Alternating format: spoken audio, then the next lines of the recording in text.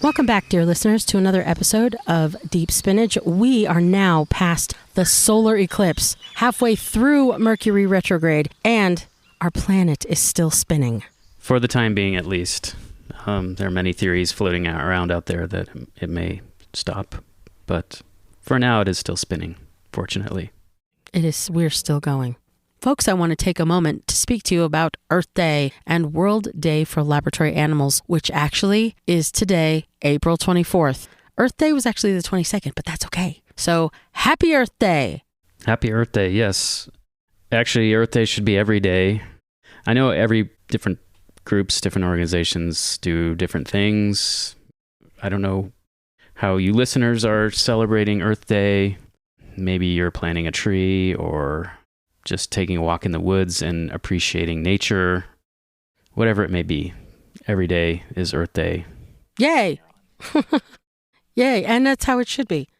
Every day should be Earth Day. I know that they sometimes do some advertising. Animal Planet, Discovery, and Disney Plus actually had an entire feature on octopi for Earth Day. It was gorgeous. I don't know who saw that out there, but it was phenomenal. But I really want to bring attention to World Day for Laboratory Animals. And I didn't know there was such a day, but in fact, it's been in existence since 1979. Yeah, who knew there was such a day? Many people don't. I admit I didn't really either until just recently. And I'm a vegan, and so you would think. It doesn't just begin and end with food, obviously, you know.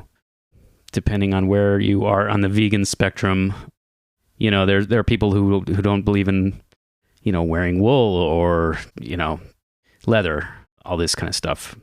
Right. This is about the Laboratory Animal Day. Back in the day when we were in high school, I remember a lot of coverage, a lot of talk about PETA, People for Ethical Treatment of Animals. There were many, many people who were very aware, very conscious of protesting against animal testing, vivisection. It seemed to be a thing. Yeah, there's some really heinous, disgusting practices that should be ended.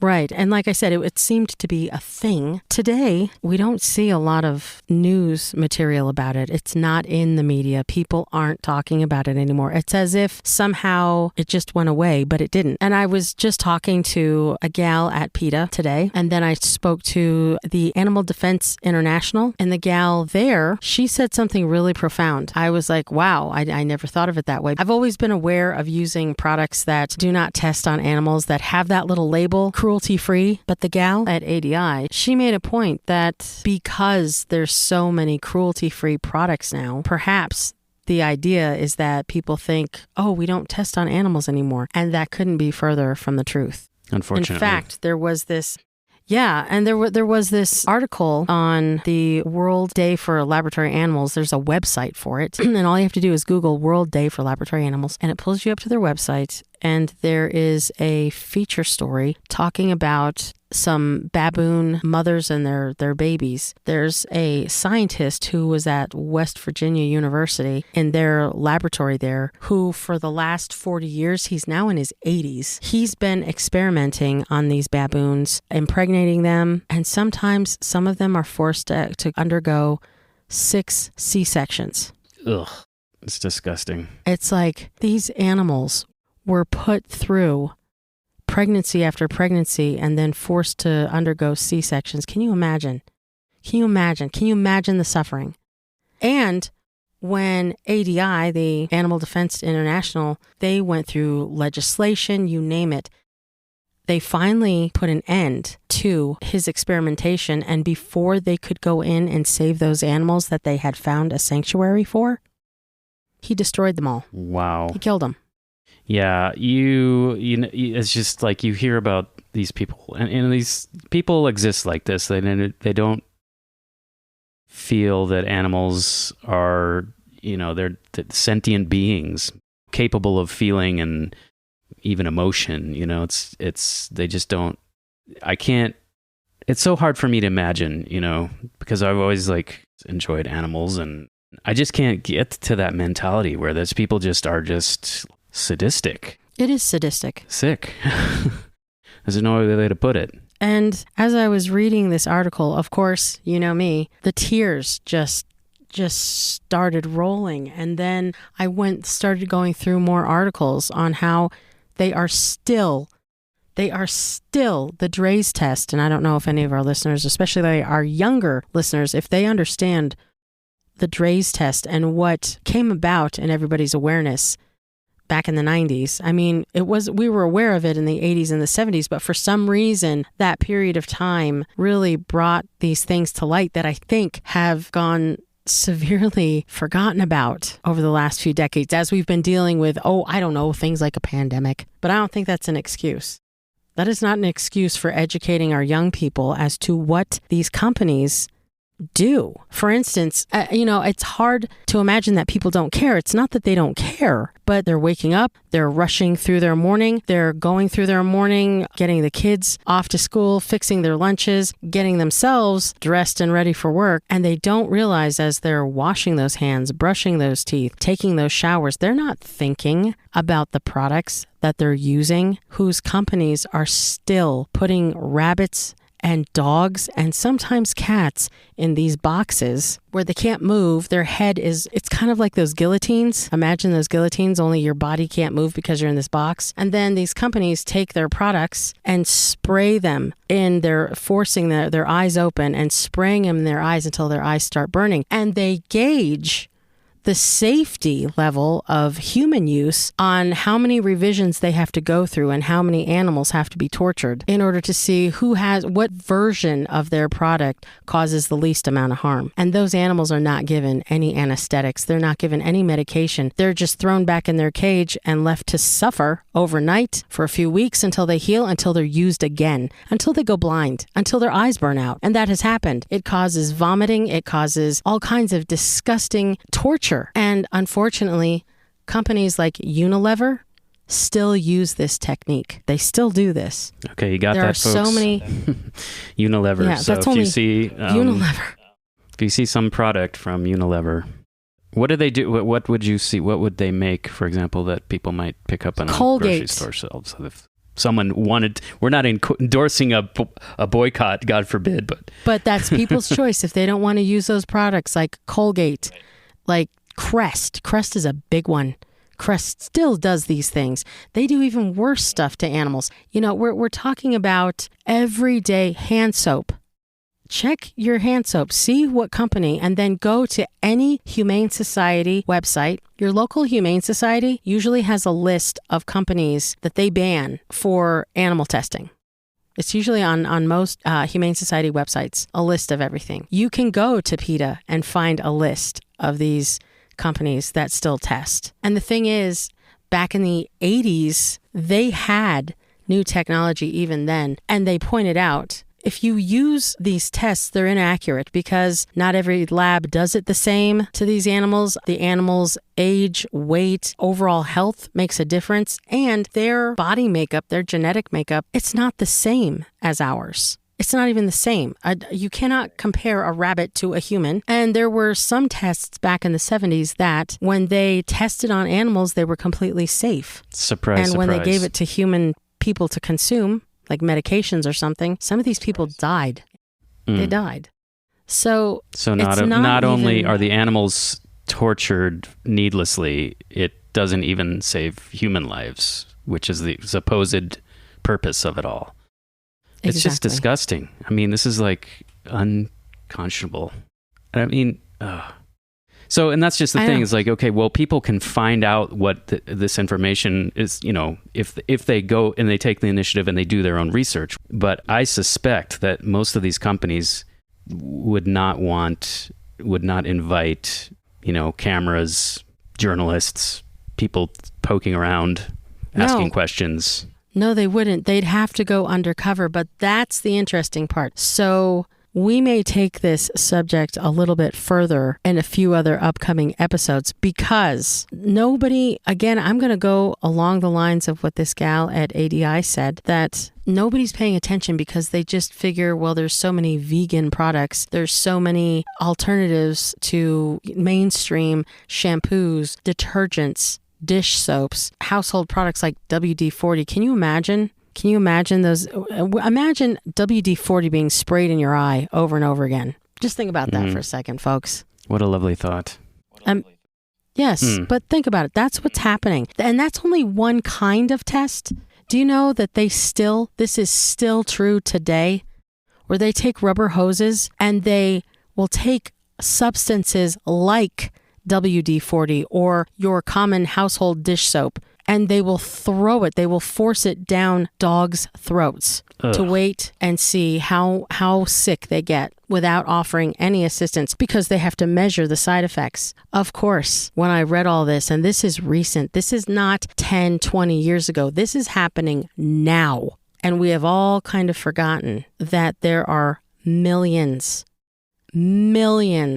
of animals around the world right now, as you're watching your TV, as you're listening to this podcast, as we're going about our day, feeding our kids, doing the laundry, that are needlessly suffering, having chemicals thrown down their throat until they vomit, until they die, and worse. I've been a mess all day reading about the things that are still happening right now. And people say, but cancer research, we have to test cancer. I remember, and I'm not sure if you recall this, if you ever heard about it, but it was junior or senior year in high school that 60 Minutes did an episode on how they were injecting HIV into not orangutans, chimpanzees. I remember these reporters talking. They could go up to the cages, these glass rooms that they were in.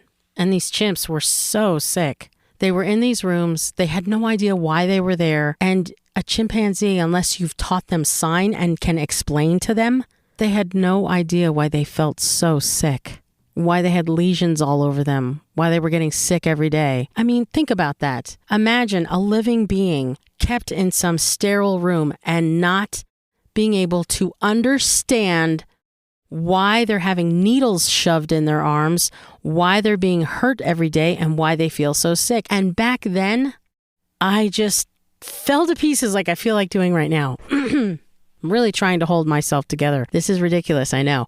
I've never seen such suffering in my life. Unfortunately, that kind of testing, while it may seem logical to a lot of people, well, we have to figure out how to cure ourselves somehow.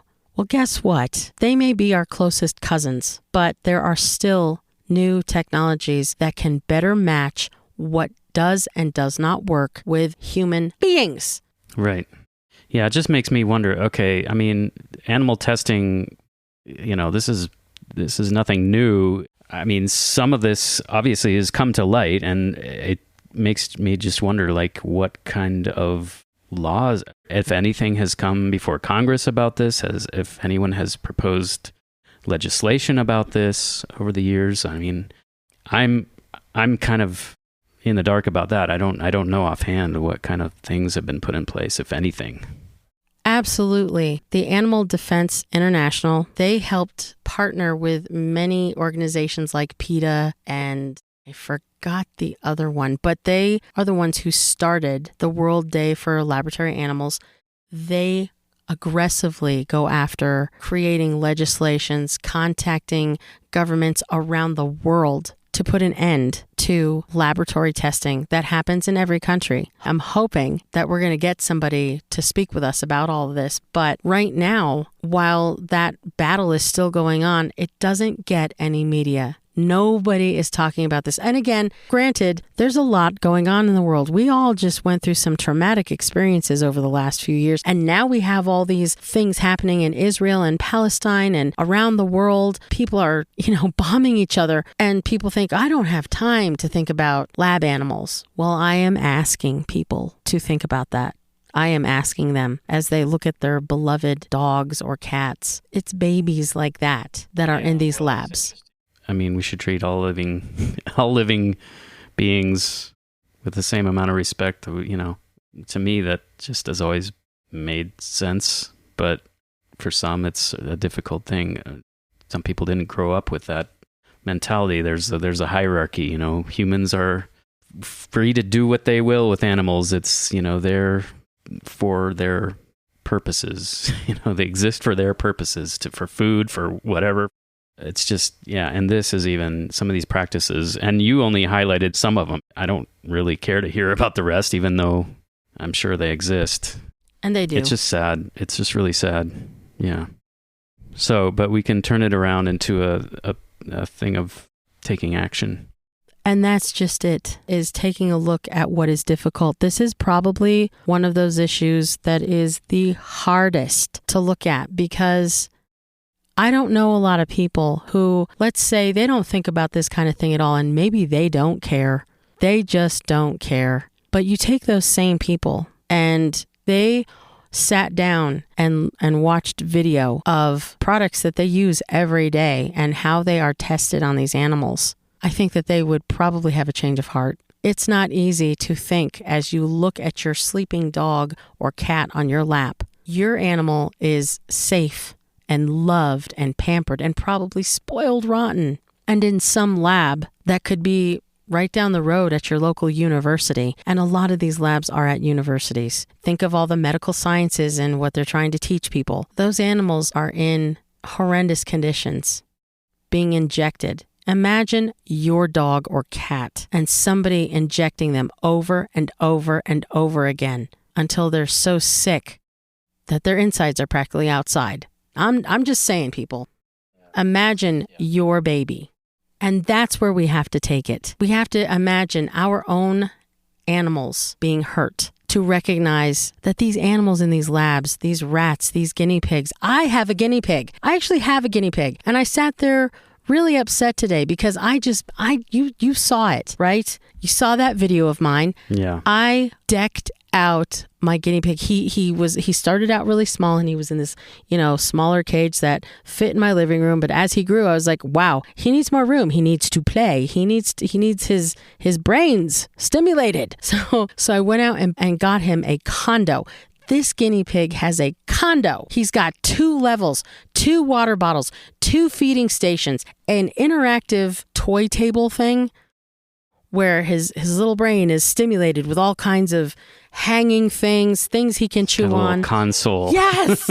Yes. With toys. He's safe. And it's so funny because my one dog, Leo, he went up to the cage last night, and Leo is so good.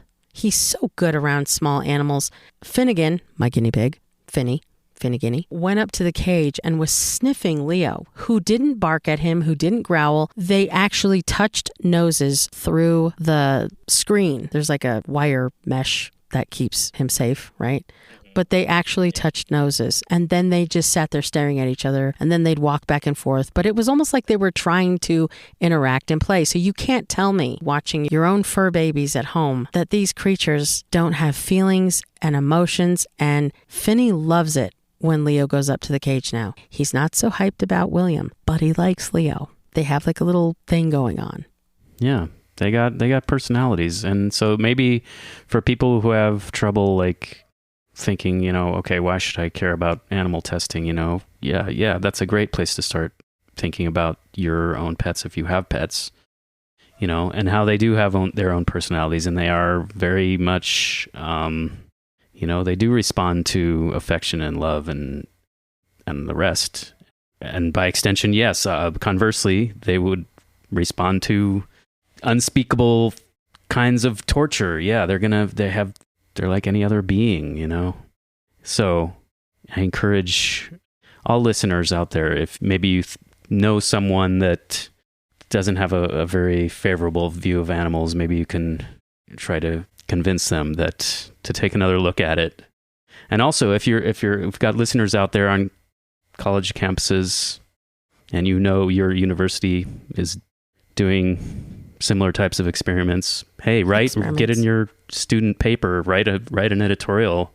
I think it's time to bring more awareness again that those of us who love animals, we didn't ever go away. Maybe we got distracted as we grew up. Maybe our jobs, our families took up our time, as they often do. Trust me when I say we are still here, and there's a whole other generation that has been horrifically distracted by their devices. But I'm asking you to pick up your device and use those thumbs and Google what vivisection is. Look up PETA. Look up some of the organizations that are trying to bring light to this, that have been forgotten for many years. They've just got kind of lost in the mix. But animal cruelty is not just some stranger at the end of your block kicking his dog, which is disgusting as well. It is the production of that shampoo that you use every morning, the toothpaste you use. There are alternatives that are kinder cruelty-free, but they're cruelty-free for a reason. And you have to remember the animals that are still being tortured without medication, without having time to recoup before they are exposed again to even more torture, left with open sores.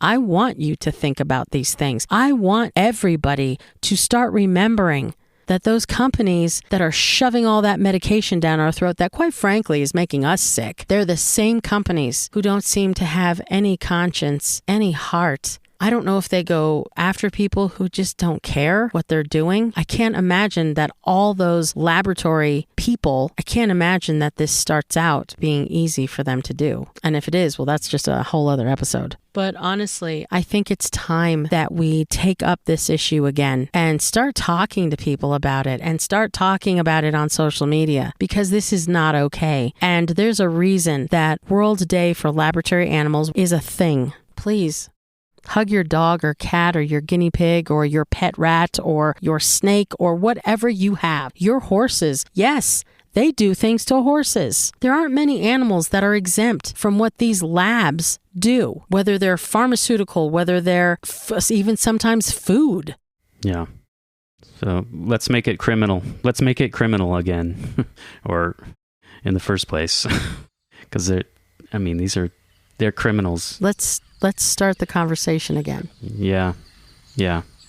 Well, that's going to wrap this episode of Deep Spinach. Remember to treat all your animal friends with love and respect. And you can tune in to Deep Spinach on javimedia.net or listen up on iTunes, Amazon, and Audible. Find us on TikTok and other social media for fun videos and other updates. Send your adoring fan mail to info@javimedia.net. You can also leave us a message on our voicemail, 303-731-6104. See you next time. By the way, dear listeners, we wanted to bring you amazing breaking news. Right after we wrapped this episode, I received confirmation from both PETA, People for the Ethical Treatment of Animals, and ADI, Animal Defense International, that a representative from each organization will be joining us on Deep Spinach to discuss where we are in the fight to save more animals from suffering around the world from laboratory experimentation. Please join us for our new mini-series, A Rat is a Pig is a Dog is a Boy, right here on Deep Spinach.